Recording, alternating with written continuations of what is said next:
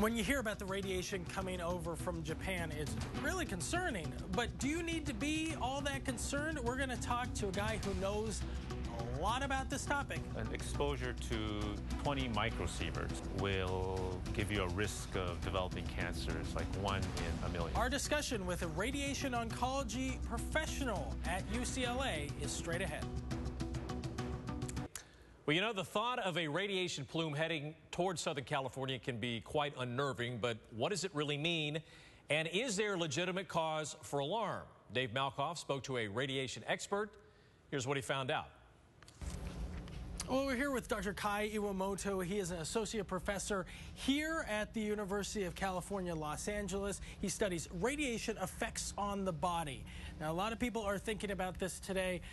Doctor, can you understand the concern that's coming from people here in Los Angeles? I can very much understand the fear that this kind of an event can cause. But what you need to realize is that the radiation levels are so different depending on whether you're talking about killing somebody or producing cancer or doing nothing at all. So basically, you get radiation from a lot of things in the world every single day. We all get it. And if any radiation comes here in the upper atmosphere, what kind of radiation are we looking at? Well, I mean, it'll spread around the globe, and that's in a sense a good thing because it'll be so diluted that an exposure to 20 microsieverts will give you a risk of developing cancer. It's like 1 in a million. Okay, so a risk of 1 in a million would be equivalent to, say, breathing LA's air for 2 weeks. It's that level of risk. It'll be so low that you really can't detect it. And I know you studied the effects of the bombs in Hiroshima and Nagasaki. You went over there for 7 years to study this. So can you bring any of that knowledge into this incident, or are they two separate things?